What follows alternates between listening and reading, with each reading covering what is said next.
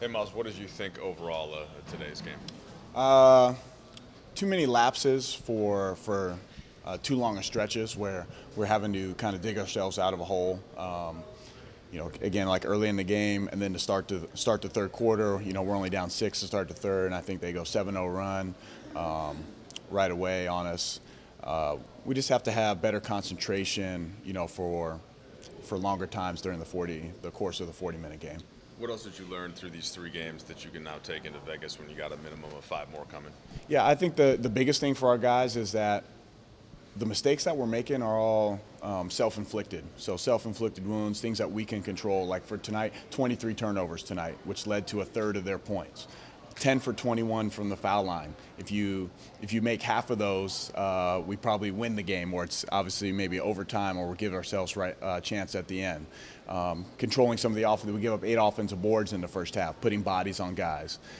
So those things, as we watch on the film in the next day or so before we play on Saturday, are all things that are correctable from our own standpoint.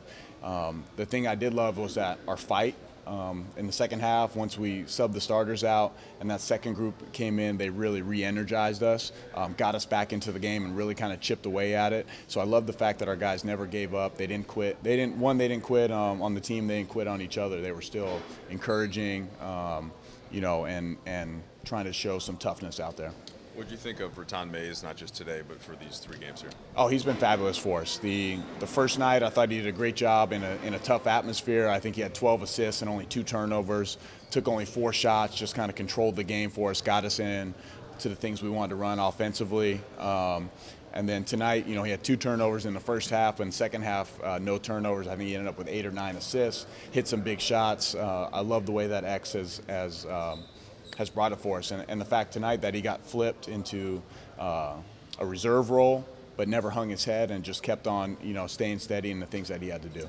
Wagner had a bunch of rebounds. He had the 4 blocks. Also sometimes where he didn't get there on help. What did you think defensively of his effort? I think he continues to grow. We're showing him a lot of film, and it's such a big learning curve for him on our coverages and the help side and the nuances of the defensive end of the floor. But his effort is always there. He's really vocal in his talk, which we love, that he's not quiet.